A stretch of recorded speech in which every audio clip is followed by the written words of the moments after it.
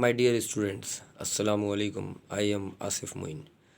मेरी last video BCom final advance accounting के topic से मुताल्लिक एनालिसिस ऑफ फाइनेंशियल स्टेटमेंट के टॉपिक पर आपके साथ गुफ्तगू पर थी और हम बात कर रहे थे अपने एनालिसिस के हवाले से फार्मूलाज पर। अब तक हमने जो क्लास हमने शुरू की एनालिसिस ऑफ फाइनेंशियल स्टेटमेंट के हवाले से, हमारे 3 फार्मूलाज आप तक पहुंच चुके थे और हमने उन 3 फार्मूले में सबसे पहला formula working capital, secondly quick ratio and the third current ratio पर हमने अपनी गुफ्तगू की और अल्हम्दुलिल्लाह हमारे 3 फार्मूलाज जो कि मोस्ट इम्पॉर्टेंट भी हैं वो मुकम्मल हो गए। आज की वीडियो में हम बात करेंगे मज़ीद न्यू फार्मूलाज पर। आज के जो नए फार्मूलाज हैं उनमें जो पहला फार्मूला है वो है इन्वेंट्री टर्न आवर, यानी इन्वेंट्री टर्न आवर को एग्ज़ाम में अगर किसी और नाम के साथ उसको अगर चेंज करके अगर बहैसियत एक सवाल के अगर मुश्किल अंदाज में पेश किया जाए तो इसका दूसरा नाम जो होगा वो स्टॉक टर्न आवर होगा। ठीक है जी, इन्वेंट्री टर्न आवर या स्टॉक टर्न आवर एक ही नाम है जिसमें अल्फाज की तब्दीली का बस फ़र्क नज़र आता है वाज़े तौर पे, मगर हकीकी तौर पे ये दोनों एक ही मुश्तरक चीज़ है। तो अब बात दरअसल ये हो रही है कि एनालिसिस ऑफ फाइनेंशियल स्टेटमेंट के इस सवाल में इन्वेंट्री टर्नओवर जो है ये एक फार्मूला है। इस फार्मूले के अंदर 2 फार्मूले कॉल किए जाते हैं, जिसमें पहला फार्मूला जो इन्वेंट्री टर्नओवर इन टाइम के नाम से फेमस है और दूसरा formula inventory turnover in days के हवाले से फेमस है। अब चूँकि इन्वेंट्री टर्नओवर इन टाइम जो है इसको अगर हम जो है सॉल्व करें तो इसका सॉल्व करने का तरीक़ाकार ये है कि इन्वेंट्री टर्नओवर इन टाइम को सॉल्व करने के लिए हमें सबसे पहले कॉस्ट ऑफ गुड्स सोल्ड को हासिल करना पड़ेगा। अब कॉस्ट ऑफ गुड्स सोल्ड जो है या तो एग्ज़ाम में गिवन होगी, अगर गिवन नहीं होगी तो इनकम स्टेटमेंट अप्रोच के तरीके से आप जो है इनकम स्टेटमेंट में कॉस्ट ऑफ गुड्स सोल्ड को फाइंड करेंगे और जब कॉस्ट ऑफ गुड्स सोल्ड मालूम हो जाएगी तो फिर आप इस तरीके से सॉल्व करेंगे कि cost of goods sold divide by average inventory, यानी इन्वेंट्री टर्नओवर का फार्मूला कुछ इस तरह से है कि कॉस्ट ऑफ गुड्स सोल्ड को डिवाइड कर देंगे हम एवरेज इन्वेंट्री से। अब चूँकि मैंने कॉस्ट ऑफ गुड्स सोल्ड का ट्रीटमेंट तो आपको बता दिया है कि कॉस्ट ऑफ गुड्स सोल्ड कैसे हासिल होगी, अगर दी होगी तो क्या होगी, अगर नहीं होगी तो कैसे निकालेंगे। अब बात होती है डिवाइड करने के लिए एवरेज इन्वेंट्री की। तो एवरेज इन्वेंट्री के लिए भी सूरत हाल कुछ इस तरह है कि सवाल में मौजूद इन्वेंट्री ओपनिंग और इन्वेंट्री एंडिंग जो है वो गिवन होंगी सवाल में, उन दोनों का आप ऐड कर लीजिएगा और ऐड करके जो जवाब आएगा उसको डिवाइड बाय 2 फार्मूले के तौर पर कर लीजिएगा।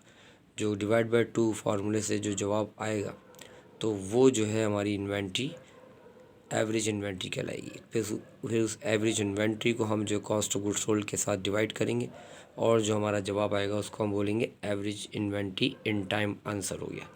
तो अभी मालूम, तो हम आपसे ये बात कर रहे थे कि कॉस्ट ऑफ गुड्स सोल्ड और एवरेज इन्वेंट्री को आपस में डिवाइड करने के बाद जो जवाब हमें हासिल होगा उसको हम इन्वेंट्री टर्नओवर इन टाइम के नाम से कॉल करेंगे। फिर इसके बाद इन्वेंट्री टर्नओवर इन टाइम हासिल करने के बाद ये जब सॉल्व हो जाएगा तो हम इन्वेंट्री टर्नओवर इन डेज़, ये भी एक फार्मूला है, इसको हम सॉल्व करेंगे। इसको सॉल्व करने के लिए हमारे पास जो सॉल्यूशन है वो ये है, 365 डेज़ को डिवाइड कर देंगे हम इन टाइम के आंसर से, यानी इसमें कुछ भी प्रॉब्लम की बात नहीं है। बस आपको 365 लिख कर आपका जो इन्वेंट्री टर्नओवर इन टाइम का जो आंसर होगा टाइम वाइज वो जो है इस 365 से डिवाइड कर देंगे और जो इसके बाद जो डिवाइड करने से जो जवाब हमें हासिल होगा वो हम उसको कॉल करेंगे इन्वेंट्री टर्नओवर इन डेज़। तो इस तरीके से ये इन्वेंट्री टर्नओवर का फार्मूला पाए तकमील तक पहुंच जाएगा। अब एक सूरत हाल ये भी है कि अगर आपने ये सवाल कर लिया तो इसी तरीके से एक फार्मूला और भी है रिसीवेबल टर्नओवर। रिसीवेबल टर्नओवर जो है इसमें भी इसी तरह सेम इन टाइम और इन डेज़ के फार्मूलों को कंसिडर किया जाएगा। अगर हम पहले बात करें रिसीवेबल टर्नओवर इन टाइम की तो उसमें सूरत हाल कुछ ये होगी कि इसका फार्मूले में net credit sale divide by average receivable को हम सॉल्व करेंगे। अब ये तो तमाम स्टूडेंट को आलमोस्ट जो कॉमर्स के होते हैं उन्हें बखूबी ये बात मालूम ही होगी कि नेट क्रेडिट सेल आलमोस्ट या तो दी हुई होती है, अगर नहीं होती तो हम सेल में से cell return sale discount minus कर देते हैं तो नेट क्रेडिट सेल हमें हासिल हो जाती है। फिर नेट क्रेडिट सेल को हासिल करने के बाद हम एवरेज रिसीवेबल हस्ब रिवायत इन्वेंट्री की एवरेज की तरह सेम उसी अंदाज में ड्रॉ करेंगे, यानी अकाउंट रिसील ओपनिंग और अकाउंट रिसील एंडिंग को प्लस करेंगे और डिवाइड बाय 2 एज फार्मूला करेंगे। जो जवाब आएगा वो एवरेज रिसीवेबल हो जाएगा। उस एवरेज रिसीवेबल के जवाब को हम जो है नेट क्रेडिट सेल से हम डिवाइड करेंगे और इन दोनों की आपस में जो डिवीज़न होगी उसके बाद जो जवाब आएगा वो receivable turnover in time call होगा। इस तरीके से हम रिसीवेबल टर्नओवर इन टाइम हासिल करने में कामयाब हो जाएंगे। फिर हम जो है बात करेंगे अब रिसीवेबल टर्नओवर इन डेज़ की। तो सिंपली हम क्या करेंगे, 365 हम दोबारा डिवाइड कर देंगे 365 को, और इस दफ़ा रिसीवेबल इन टाइम के आंसर से 365 को डिवाइड किया जाएगा और इसके बाद जो जवाब आएगा वो 365 से डिवाइड होने के बाद जो हमें जवाब हासिल होगा इन टाइम, वो हमें इन डेज़ के तौर पे हमें गेट हो जाएगा। तो इस तरीके से हम रिसीवेबल टर्नओवर इन डेज़ का आंसर रिसीवेबल टर्नओवर के फार्मूले के तरीके से हम हासिल कर लेंगे। और इस तरह हमारे आज के वीडियो के हवाले से हमारे जो 2 फार्मूलास मज़ीद मुकम्मल हो गए, जिस पे हम आपसे अभी बात कर रहे थे, inventory turnover in time, inventory turnover in days, और इसी तरीके से रिसीवेबल टर्नओवर इन टाइम और रिसीवेबल टर्नओवर इन डेज़।